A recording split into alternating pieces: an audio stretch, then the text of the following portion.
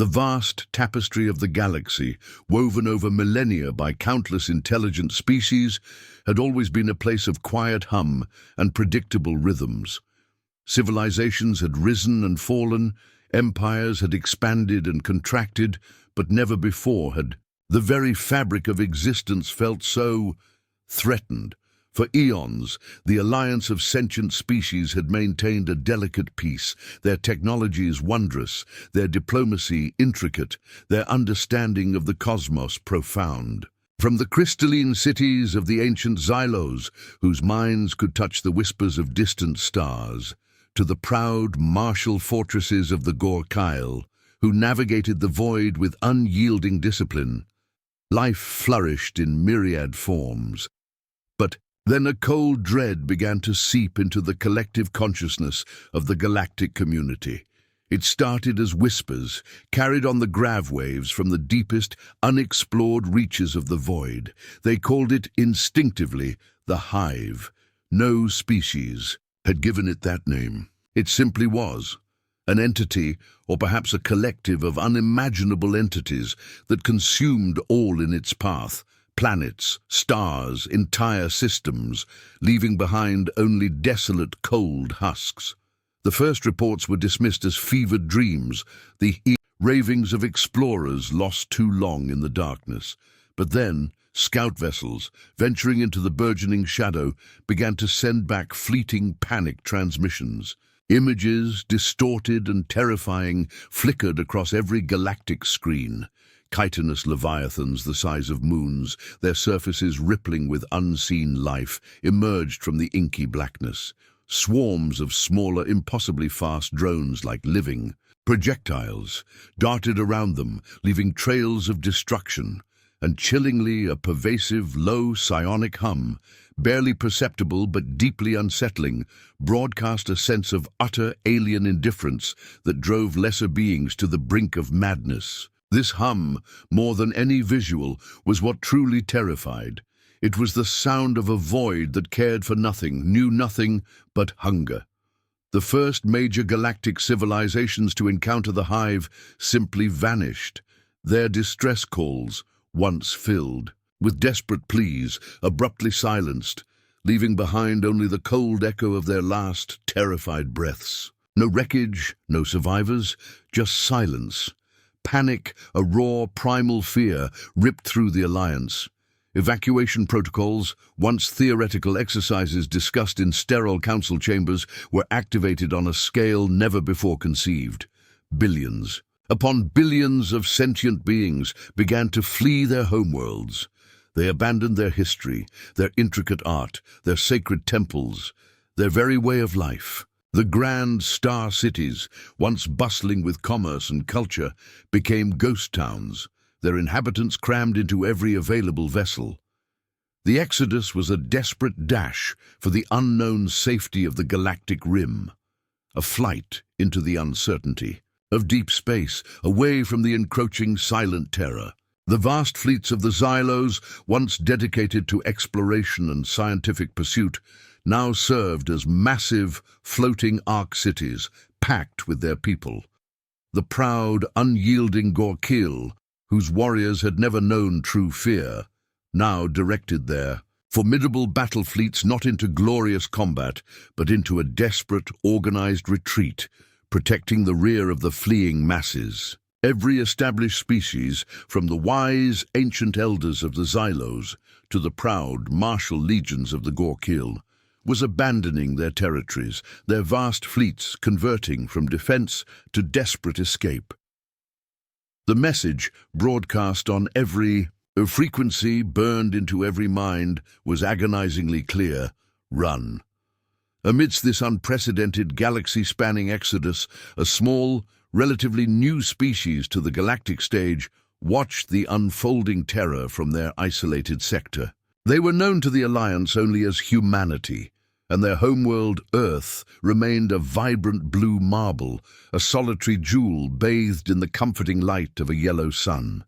Their advanced, faster-than-light, FTL drives were still a relatively Recent development, their colonies, few and nascent, scattered across a handful of nearby systems. Their military, while growing rapidly, was largely untested against anything beyond minor skirmishes with space pirates or territorial disputes. With other developing species, they were, in the grand scheme of the galaxy, infants. The galactic news feeds streamed endless, horrifying visuals. Immense alien vessels, once symbols of interstellar power, now packed with refugees, their windows showing terrified faces of aliens of every shape and size. The somber pronouncements of Alliance leaders, their voices heavy with defeat, urged immediate, total flight. They painted grim pictures of the hive's relentless advance, calculating its trajectory with chilling precision, predicting the inevitable consumption of every system in its path. Earth, situated in a relatively stable but soon-to-be front line, mid-rim sector was squarely in the hive's projected path. The vast, unthinking void horror was coming for them. Like everyone else, humanity was expected to join the fleeing tides. They were expected to run. The terror of the cosmos was at their doorstep, and for the first time, humanity truly understood the meaning of galactic-scale dread. The great galactic exodus continued, a shimmering river of desperate souls flowing away from the encroaching darkness.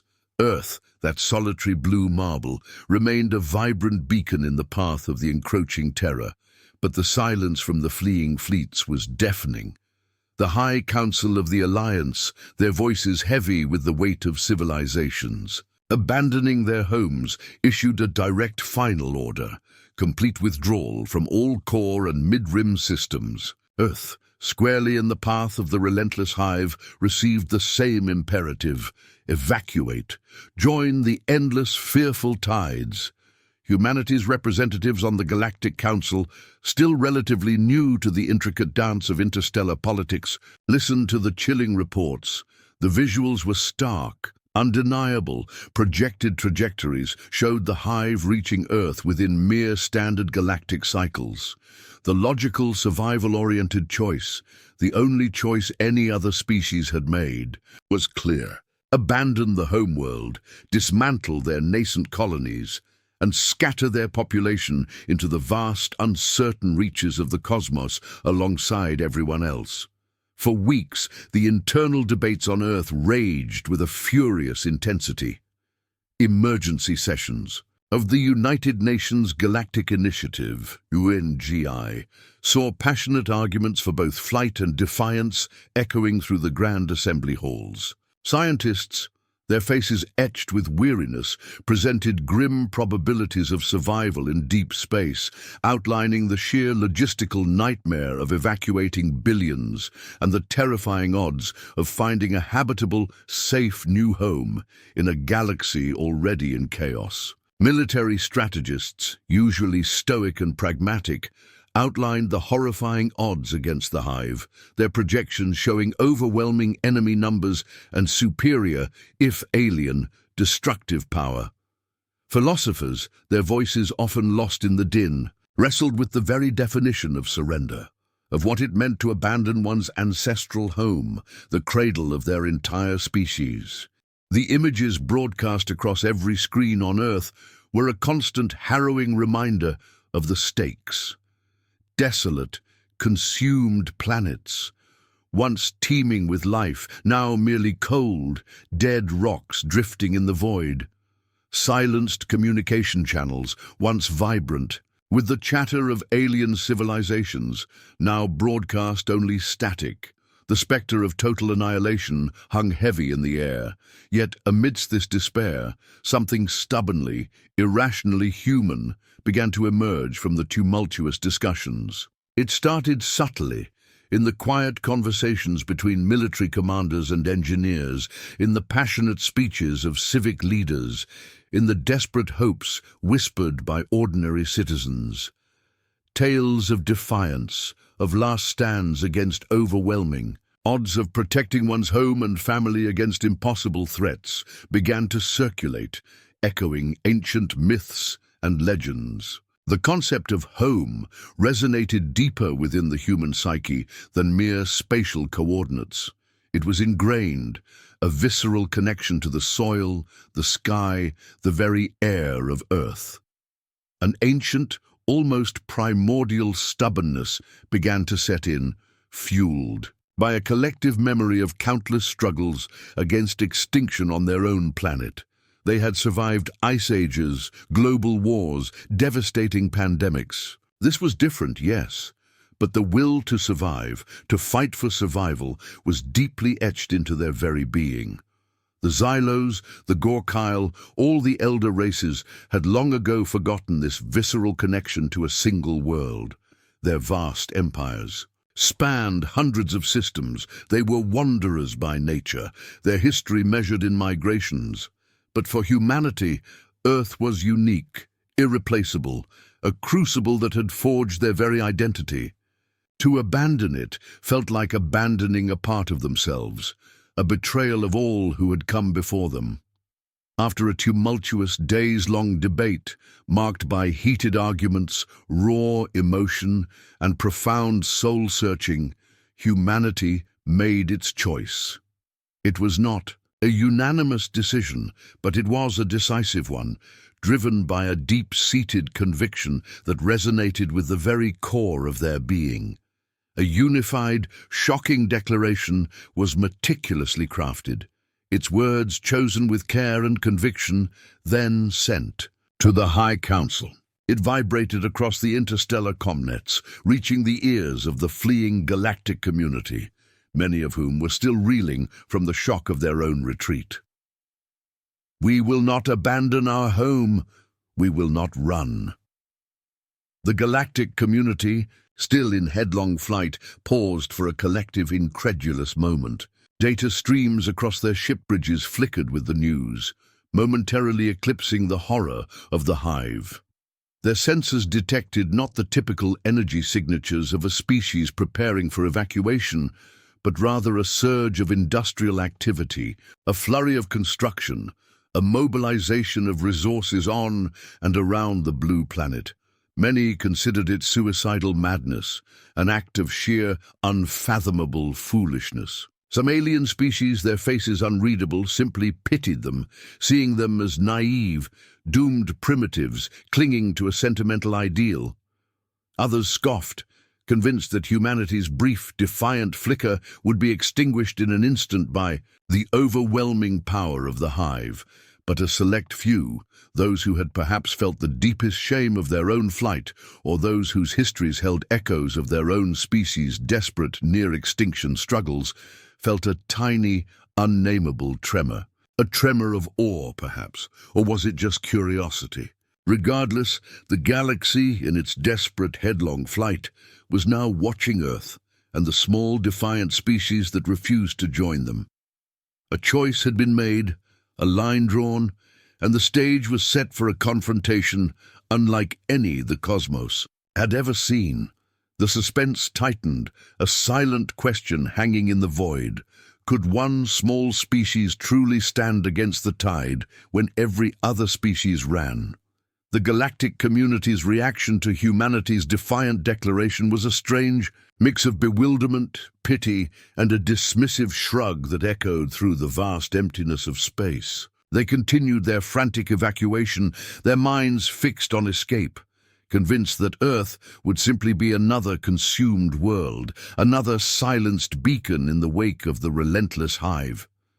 They saw humanity's choice as a tragic, sentimental folly, a primitive attachment to a single planet when the entire cosmos offered endless possibilities for survival through flight. But humanity, now isolated in their defiance, not only by choice, but by the sheer scale of the galactic retreat, began to prepare. It wasn't a panicked, disorganized effort. It was a furious, methodical transformation of their entire civilization. Resources from every corner of the globe were diverted with a singular, unwavering focus: defense. Factories that once hummed with the creation of sleek luxury vehicles now churned out atmospheric defense platforms, their sleek lines replaced by reinforced armor and weapon mounts. automated assembly lines that once built advanced civilian starships now constructed deep space interceptors, smaller but deadlier than anything they had ever conceived. Mines, from the deepest reaches of Earth's crust to the nascent outposts on Mars and the Moon, worked around the clock, extracting rare metals, turning vast quantities of raw materials into the sinews of war. Every scientific mind, every engineer, every strategist, from the grizzled veterans of old conflicts to the brightest young minds fresh from academies, was mobilized. They worked tirelessly, often sleeping at their workstations, driven by an urgency that superseded all else. Old, nearly forgotten Earth military doctrines, those honed through countless historical conflicts, doctrines of attrition, of guerrilla warfare, of making the enemy pay for every inch of ground, were dusted off and adapted for interstellar combat.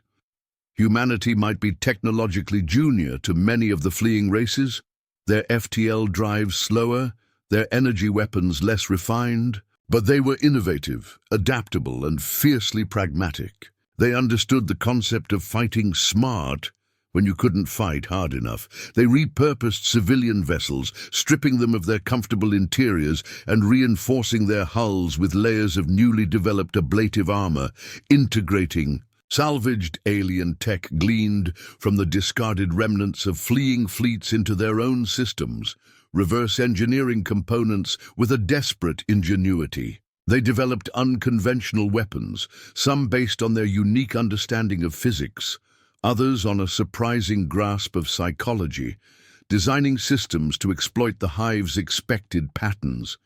They dug in, literally and figuratively. Vast underground bunkers, capable of housing millions and sustaining them for years, were constructed beneath mountains and oceans, their entrances disguised, their internal systems self-sufficient. Entire cities were fortified, their skyscrapers refitted with energy shields and their streets crisscrossed with defensive barriers. A colossal network of orbital defense satellites, each one a fortress unto itself, armed with newly developed plasma cannons and kinetic projectiles capable of striking with devastating force, began to form a formidable shield around Earth. It was an intricate web of steel and energy designed to absorb the initial shock. Their small but rapidly expanding fleet of warships, designed for speed and overwhelming firepower rather than traditional galactic-scale engagements, began to run drills in deep space. These weren't grand parades, they were brutal, realistic simulations, pushing both human pilots and their machines to the breaking point. They practiced intricate maneuvers, synchronized fire and emergency repairs, understanding that every second, every decision, could mean the difference between survival and obliteration. The sheer audacity of their decision, the raw, unyielding resolve, radiating from Earth, began to filter out through the remnants of the galactic comnet. It reached even some of the fleeing vessels, flickering across their dashboards as encrypted low-priority transmissions. A few fringe species, those who had also suffered under the hive's brutal, swift advance and felt the bitter taste of helplessness and shame, began to watch Earth with a strange, hesitant curiosity. They couldn't quite believe it, this little species defying the inevitable, but they couldn't quite dismiss it either.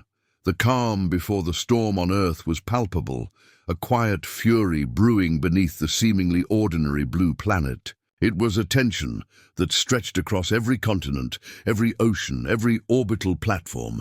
Every human knew what was coming, the scale of the threat, the sheer impossibility of their stand.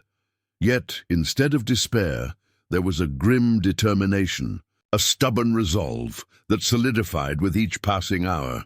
The final preparations were made, the last systems checked, the last prayers whispered.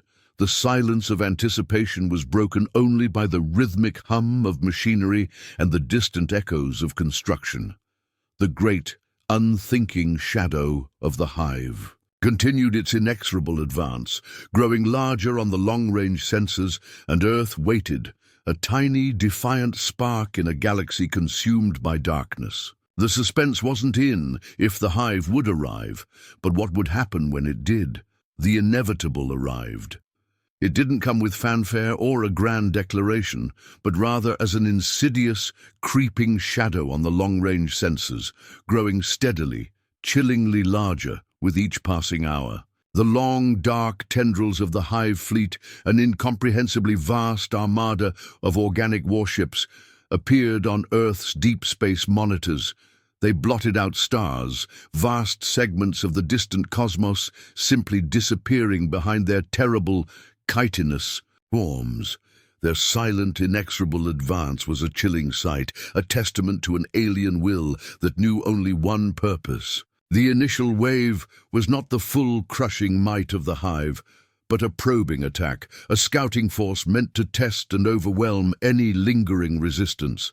It was a standard tactic for the hive. Send in the vanguard, feel out the defenses, then unleash the true devastation.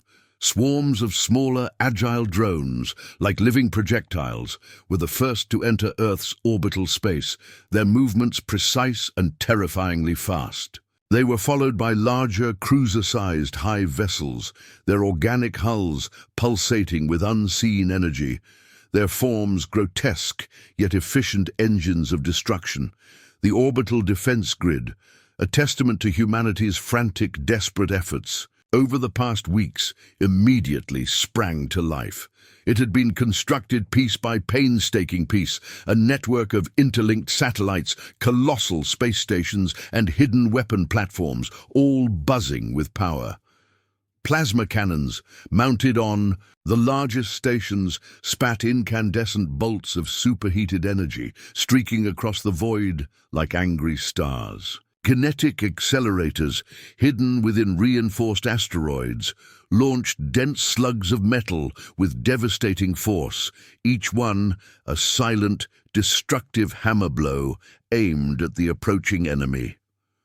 Newly deployed electromagnetic pulse emitters, untested, on such a scale, flared with blinding light, unleashing waves of energy that disabled entire formations of the smaller drones, sending them spiraling dead into the black.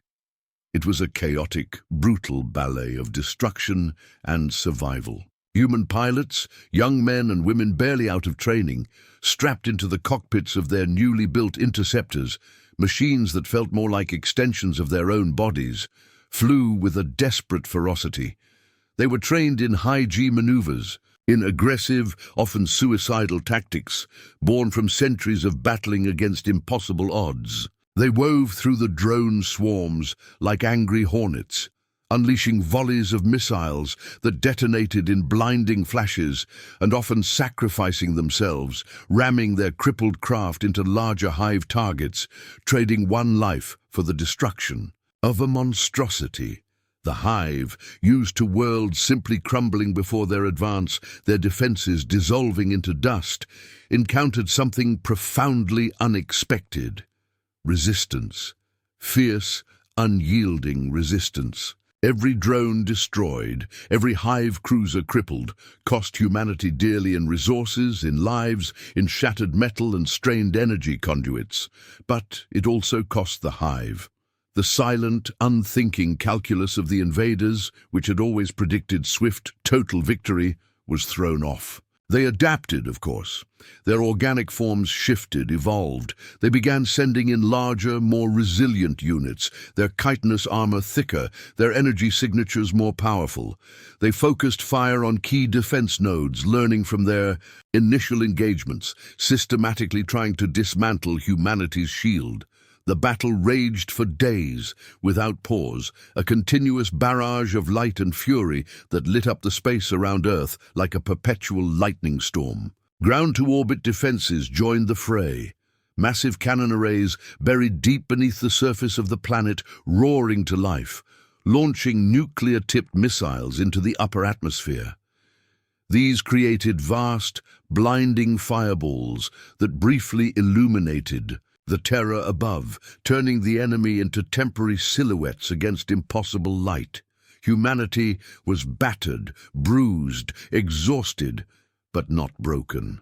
The sheer volume of incoming fire was immense, overwhelming, yet they held the line. Every news channel, every comms link, every global display projected the brutal, desperate defense. The faces of the soldiers, the pilots, the engineers were grim, streaked with sweat and grime, but their eyes burned with an unyielding fire. Losses were heavy, undeniably so.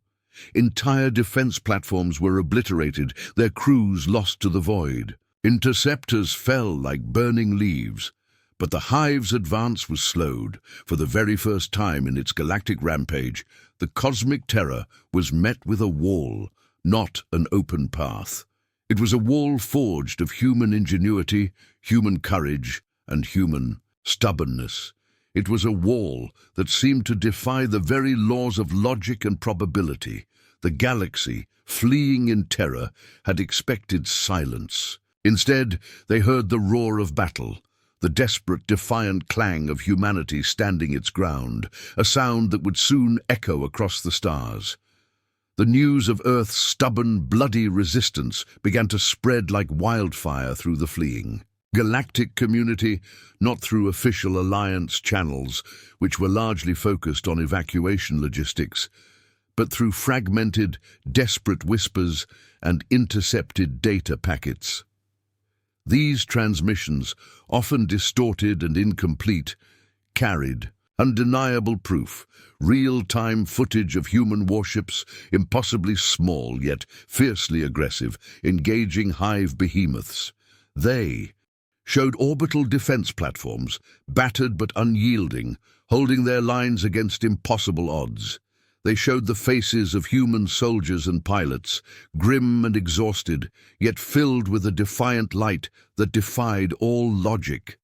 The Xylos, huddled in their vast, silent refugee fleets, watched with incredulity as their sophisticated probability algorithms, which had predicted Earth's swift and silent annihilation, utterly failed. Their logical, data-driven minds struggled to reconcile the observed reality with their infallible computations. How could a species so new to the galactic stage defy such an overwhelming force? The Xylos had known despair, but never such a paradox. The Gorkeel, a warrior race whose history was steeped in conflict and honor, had once considered humanity physically unimpressive, too small, too fragile. But as they witnessed the raw, unadulterated ferocity of human pilots performing maneuvers that broke the limits of their own ships, and observed the sheer, unyielding tenacity of human ground troops fighting for every inch, a grudging respect began to stir in their stoic hearts. They saw, not weakness, but a terrifying, unpredictable strength, a will to fight that transcended mere tactical advantage. The whispers among their ranks turned from pity to a quiet, almost reverent discussion of the Death Worlders, a term usually reserved for the most dangerous species in the galaxy, now unexpectedly applied to humanity. Other species, those who had seen their own worlds consumed and felt the bitter shame of their hasty, terrified flight, felt a flicker of something long dormant within them. Hope. It was a tiny, fragile spark, but it was there. They had believed the Hive to be an unstoppable, inevitable force, a cosmic predator against which resistance was futile. Earth was proving them wrong. A small, independent trading confederation, known for their pragmatic opportunism and their ability to operate in the fringes of galactic law, rerouted a few of their heavily armed freighter convoys. Ostensibly, these reroutes were for resupply or exploratory ventures, but their true unspoken orders were to observe Earth, to gather intelligence, and, if possible, to offer support. These were not altruistic beings, but they understood the concept of a valuable asset and a species that could stand against the Hive was an asset beyond measure. They saw an opportunity not just for profit, but for survival. Lone vessels, operated by disillusioned individuals from various species, a former Xylos scientist who had lost his family world, a disgraced Gorkyle warrior who sought to reclaim his honor, a civilian transport captain who simply couldn't stand the thought of endless running, began to make the dangerous journey back towards the conflict zone. They were drawn by the impossible defiance emanating from the blue planet, a defiance that resonated with their own deep-seated need for something to believe in. They couldn't ignore the beacon. The hive, meanwhile, continued its relentless assault. Its patterns, however, shifted subtly, imperceptibly to most, but clearly visible to the human strategists who were now intimately familiar with the enemy's terrible logic. It no longer treated Earth as a simple consumption target, another world to be devoured and discarded. It adapted. It sent in new types of units, biomechanical constructs of greater resilience and deadlier purpose. It engaged in more complex tactical maneuvers, probing weaknesses, attempting to flank defenses, and even attempting psychological warfare through its pervasive psionic hum, a chilling sign that it recognized a significant, unprecedented obstacle. Earth was not crumbling, it was fighting back, and the hive was forced to acknowledge it. Humanity, battered but invigorated by the unexpected attention and a burgeoning sense of galactic solidarity, tightened its defenses, drawing strength from the knowledge that they were no longer completely alone. Small, symbolic gestures of aid, often just a single supply ship breaking through the hive blockade, carrying desperately needed medical supplies, or a handful of specialized alien weapons delivered by a rogue Xylos scout, began to trickle through. Each arrival, each message of support, however small, confirmed that the galaxy was indeed watching. They were not just fighting for themselves anymore. They were fighting for a concept, for the possibility of resistance, for the very idea that one could stand their ground when everything else screamed for flight. The ripple effect had begun, and the universe, for a brief, terrifying moment, held its breath, waiting to see if this fragile spark could ignite a flame. The ultimate fate of Earth and the hive remained uncertain, a terrifying question mark hanging over the very heart of the conflict, yet humanity had already achieved something monumental. Their defiant stand against the cosmic terror had sent a seismic shockwave through the fleeing galaxy, reverberating not just through communication channels, but through the very spirit of countless species. They hadn't defeated the hive. Not yet, but they had proven, with every plasma blast and every brave sacrifice, that it could be fought. They had shattered the pervasive, paralyzing belief that the hive was an unstoppable, inevitable force of nature. They had shown that resistance was not futile, that home was worth dying for, and that surrender was a choice, not an ironclad inevitability. The battle for Earth continued, a grinding, brutal war of attrition that consumed lives and resources with horrifying speed. But now, crucially, it was different. While the main galactic refugee fleet remained deep in uncharted space, still running, something unprecedented began to occur. New smaller fleets made up of disillusioned individuals and re-energized factions from various species began to arrive at the edges of the conflict zone. They weren't here to engage the hive directly in full force, not yet, but their presence was a profound shift. These weren't the grand, unified fleets of old. They were patchwork collections of vessels, each with its own story of loss and a newfound desire to help. They offered logistical support, channeling desperately needed supplies through dangerous hive-patrolled routes. They provided invaluable intelligence, sharing observations and tactical insights about the hive's shifting patterns. And in some cases, they offered specialized combat units, a squad of elite Gorkill warriors eager to test their mettle against a truly terrifying foe, a Xylos science team eager to analyze hive weaknesses based on Earth's real-time battlefield. Data, the pragmatic trading confederation, always quick to sense a shift in galactic power dynamics, began setting up robust supply lines, channeling rare materials, advanced components, and even newly developed weapons to Earth.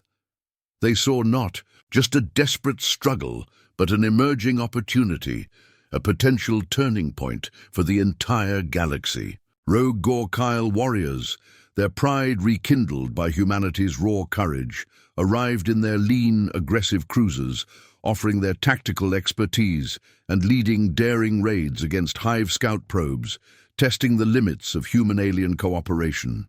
Xylo's scientists, their logical minds captivated by human resilience, dedicated themselves to analyzing Hive weaknesses based on Earth's hard-won battlefield data, developing countermeasures and tactical advisories. They had once dismissed humanity as an emotional, illogical species, but now they saw the profound strength in that very emotionality, the drive to protect, to defy, to innovate under pressure. Humanity, fighting for its very survival, had, unintentionally, become a rallying point, a beacon in the terrifying darkness. Earth was no longer just a single planet fighting for its life. It was a powerful symbol, a living testament to the fact that even against an unstoppable force, standing your ground could inspire a revolution of spirit. The galaxy, which had run in fear, was now watching, learning, and in some small, hesitant, yet profoundly significant ways, beginning to turn. The long road to truly challenging the Hive, to pushing back the terrifying tide, was still ahead. The conflict around Earth was still fierce, with humanity paying a heavy price for every inch of ground defended, but humanity had ignited a spark that might just grow into an inferno. Their sacrifice, their stubborn refusal to run, had not only saved their home for now, holding the line against an enemy that consumed worlds, but had potentially laid the groundwork for a counter-offensive that no one, least of all the Hive, had ever thought possible. The future remained uncertain, shrouded in the terrifying unknown of the Hive's true capabilities and humanity's ultimate resilience. But for the first time in a long time, the galaxy had something to hope for, a tangible reason to believe that the darkness might not be absolute. And it had come from the most unlikely of sources, a small, stubbornly defiant species from a vibrant blue-green death world, a species that had chosen to stand when every other species ran. The suspense of the moment hung heavy, not just over Earth, but over the entire galactic stage.